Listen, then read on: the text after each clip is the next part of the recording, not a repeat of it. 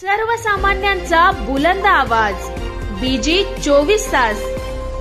हे काम नव्हे, जबाबदारी आमची।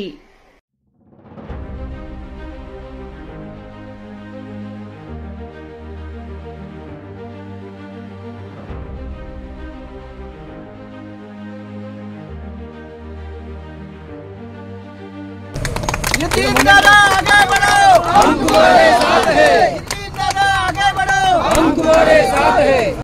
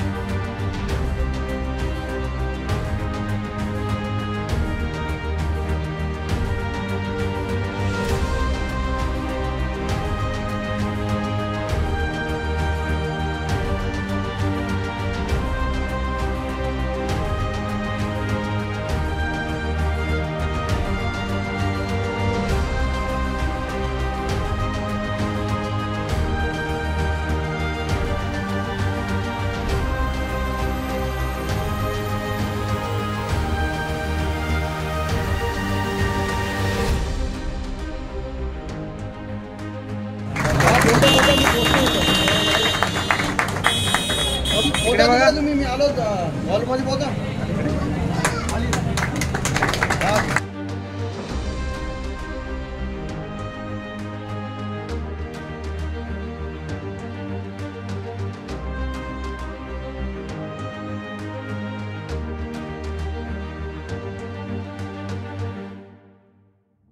अंजली दिलीप शिंदे, पंचायत समितीचे माजी सदस्य आणि नाभिक समाजाचे तालुका प्रमुख कर्जत महिला। त्याची वापर आम्ही व्यवस्थितपणामध्ये करू आणि त्याचं पहिल्यांदा आम्ही सभागृह बांधून घेऊया आणि मग त्याच्यामध्ये वाचनालय करूया। आम्ही पुन्हा मशालीचा कार्यक्रम काढणार आहोत तिथे आणि त्याच्यामध्ये आम्ही जेवढा आम्हाला काय करता येईल तेवढा आम्ही प्रयत्न करू। दादाने जागा आम्हाला सभागृह बांधण्यासाठी आम्हाला दिलेली आहे। आभार जेवढं मानावं तेवढे त्यांच्यासाठी कमीच पडणार आहेत आम्हाला नाभिक समाजाच्या तरुणी, पण खरंच त्यांचे आभार खूपच। नमस्कार, माझे नाव मनीषा क्षीरसागर, मी नाभिक समाजाची एक बांधव आहे। तर आम्हाला एवढा खूप वर्ष प्रयत्न करून सुद्धा आम्हाला एक समाज मंदिर आमच्या याचं पाहिजे होतं समाजात। खूप प्रयत्न केले पण तो प्रयत्न यशस्वी झाला आमच्या नितीन सावंत यांच्यामुळे। त्यांनी आमच्या समाजासाठी खूप मोठे म्हणजे आम्ही खूप त्यांचे ऋणी आहोत, कारण त्यांनी आम्हाला आमच्या समाजासाठी खूप जागा उत्पन्न करून दिली। बाई कोतवार यांच्यासाठी यांच्या नावाने मोठा समाज हॉल बांधू आणि खूप त्याच्यासाठी काय काय करण्याचा प्रयत्न करू ज्याने आमच्या समाजाला फायदा होतो। हे रघुनाथ गणपत विभाग नाभिक समाजाच्या वतीने सर्वप्रथम नितीन दादाचा आभार। नितीन दादांनी स्वतःच्या मालकीची 3 गुंठे जागा नाभिक सभागृहासाठी आणि या सभागृहामध्ये आम्ही नाभिक समाजाचे अनेक सामाजिक उपक्रम राबवतो। या उपक्रमामध्ये शैक्षणिक जीवनावरती भार दिला जाणार आहे, आरोग्यावरती भार दिला जाणार आहे, समाजात असणाऱ्या काही छोट्या मोठ्या गोष्टीवरती याच्यात लक्ष दिलं जाईल आणि या सभागृहामध्ये सामाजिक विषयाबरोबर प्रबोधन करण्याचं काम करण्यात येईल। आता नितीन दादांनी सांगितलं की इथे वाचनालय व्हावं, हे सुद्धा आम्ही त्याच्यासाठी प्रयत्न करू। तिथे भाई कोतवालांचा इतिहास आम्ही जगासमोर अजून पुढे आणू आणि जास्तीत जास्त समाजासाठी काय करता येईल त्या सभागृहामध्ये आम्ही मांडणी करू। आम्ही कर्जत तालुका नाभिक समाजाच्या वतीने नितीन दादा यांचे शतशः ऋणी आहोत आणि पुन्हा पुन्हा आम्ही त्यांचे हे ऋण फेडण्याचे प्रयत्न करणार आहोत की येणाऱ्या काळामध्ये नितीन दादा यांच्या पाठीशी आम्ही नक्कीच उभे राहणार आहोत।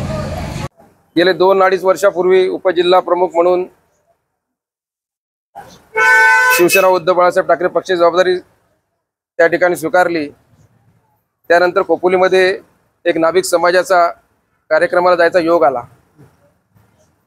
त्या कार्यक्रमामध्ये गेले असताना तिथं आपल्या कर्जत समाजाचे काही पदाधिकारी त्या ठिकाणी होते आणि त्यांनी माझ्या हातात एक कागद दिला आणि त्यांची एक मागणी होती की आपल्या कर्जत तालुक्याला स्वतःचं एक सामाजिक सभागृह त्या ठिकाणी असावं।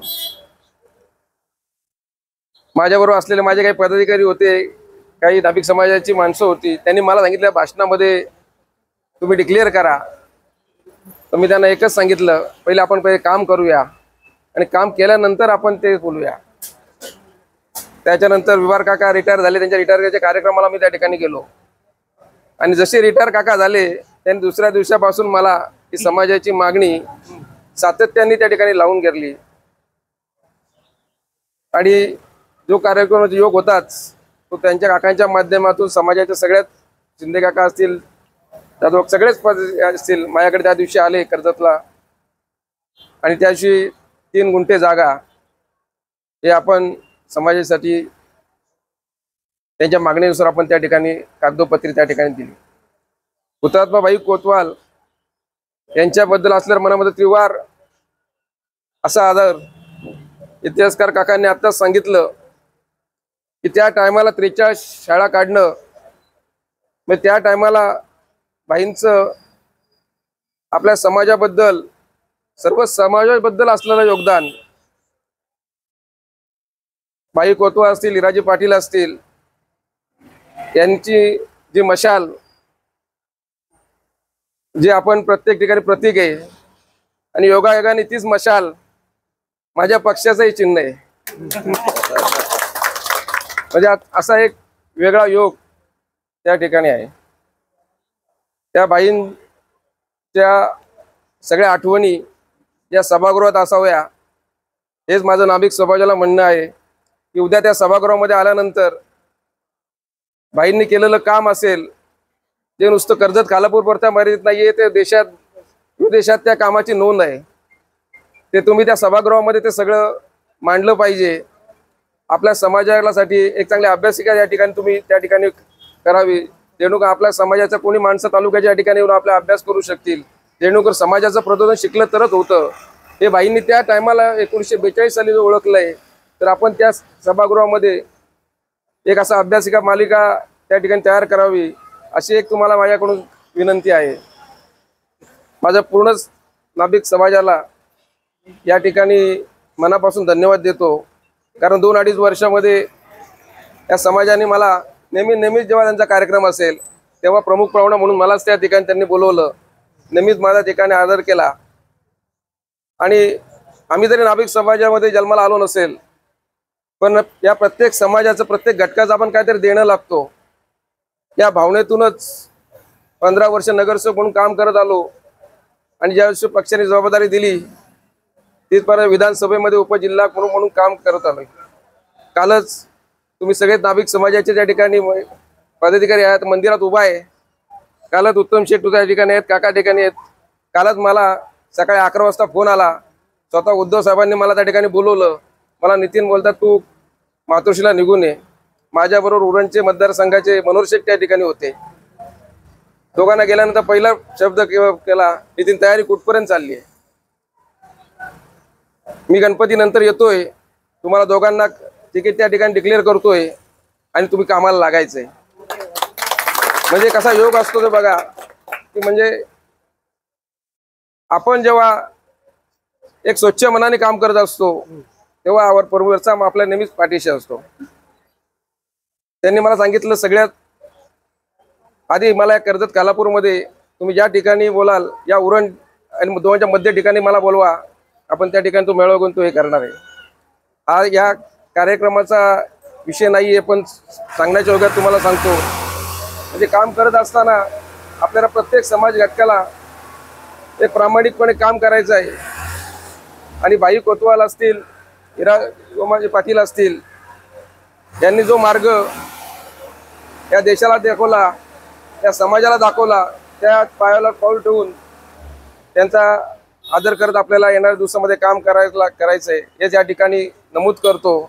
पूर्ण नाभिक समाजाचं परत एकदा मनापासून अभिनंदन करतो की आज तुमच्या हक्काची जागा तुम्हाला त्या ठिकाणी भेटली. लवकरच त्या ठिकाणी सभागृह भव्य दिव्य असं व्हावं ही पूर्ण समाजाची इच्छा आहे. ती माझी आणि आमच्या सगळ्याच पदाधिकाऱ्यांच्या त्या ठिकाणी इच्छा आहे. त्यांना लागणार जे काही योगदान असेल याच्या पलीकडे ते पण करायची तयारी आमची सगळ्यात शिवसेना पक्षाची आहे. हे त्या ठिकाणी नमूद करून या ठिकाणी थांबतो. जय हिंद, जय महाराष्ट्र.